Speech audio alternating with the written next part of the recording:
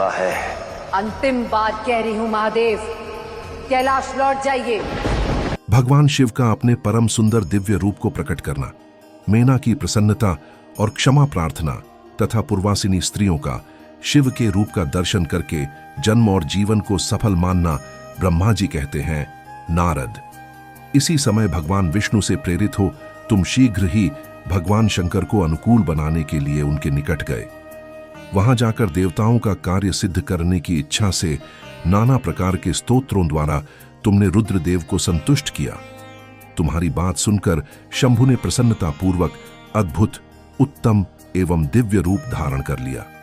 ऐसा करके उन्होंने अपने दयालु स्वभाव का परिचय दिया।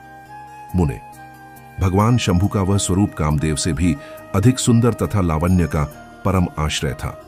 उसका दर्शन करके तुम बड़े प्रसन्न हुए और उस स्थान पर गए जहां सबके साथ मेना विद्यमान थी। वहां पहुंचकर तुमने कहा, विशाल नेत्रों वाली मैंने, भगवान शिव के उस सर्वोत्तम रूप का दर्शन करो। यह रूप प्रकट करके उन करुणामय शिव ने तुम पर बड़ी ही कृपा की है। तुम्हारी यह बात सुनकर शैलराज की पत्नी मैना आश्चर्यचकित हो गई। उन्होंने शिव के उस परमानंददायक रूप का दर्शन किया जो करोड़ों सूर्यों के समान तेजस्वी, सर्वांग सुंदर, विचित्र वस्त्रधारी तथा नाना प्रकार के आभूषणों से विभूषित था। वह अत्यंत प्रसन्न, सुंदर, हास्य से सुशोभित, ललित लावण्य से लसित, मनोहर, गौरवर्ण, द्युतिमान तथा चंद्रलेखा से अलंकृत था।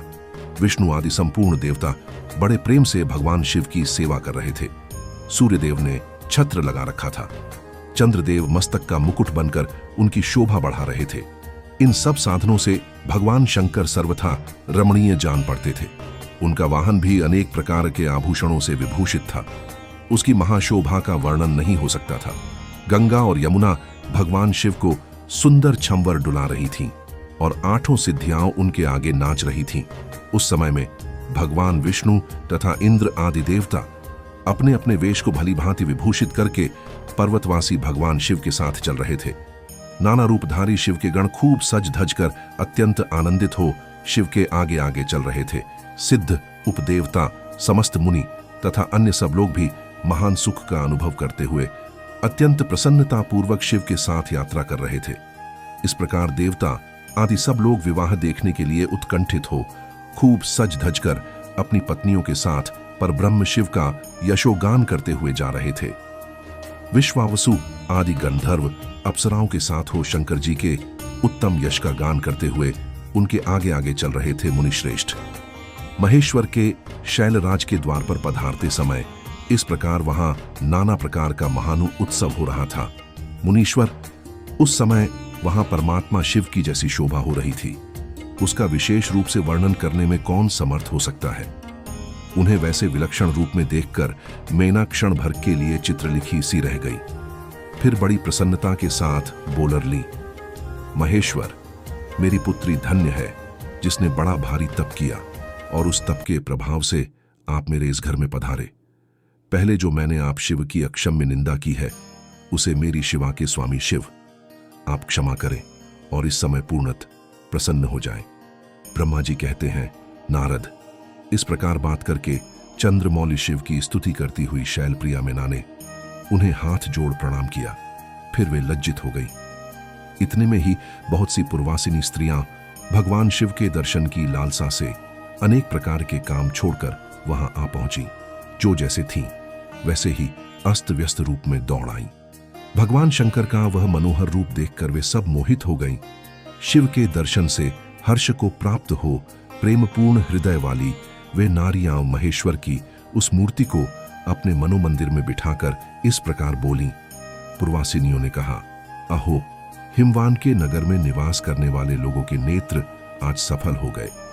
जिस जिस व्यक्ति ने इस दिव्य रूप का दर्शन किया है निश्चय ही उसका जन्म सार्थक हो गया है। उसी का जन्म सफल है और उसी की सारी क्रियाएं सफल हैं। जिसने संपूर्ण पापों का नाश करने वाले साक्षात शिव का दर्शन किया है। पार्वती ने शिव के लिए जो तप किया है उसके द्वारा उन्होंने अपना सारा मनोरथ सिद्ध कर लिया। शिव को पति के रूप में पाकर ये शिवा धन्य और कृतकृत्य हो गई। यदि विधाता शिवा और शिव की इस युगल जोड़ी को सानंद एक दूसरे से मिला न देते तो उनका सारा परिश्रम निष्फल हो जाता। इस उत्तम जोड़ी को मिलाकर ब्रह्मा जी ने बहुत अच्छा कार्य किया है। इससे सबके सभी कार्य सार्थक हो गए। तपस्या के बिना मनुष्यों के लिए शंभु का दर्शन दुर्लभ है। भगवान शंकर के दर्शन मात्र से ही सब लोग कृतार्थ हो गए।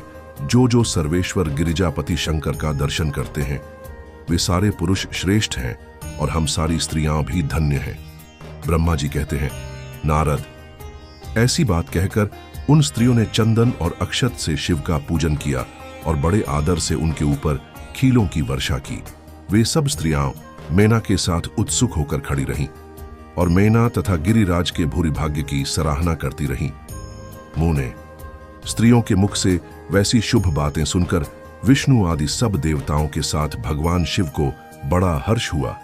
ओम नमः शिवाय।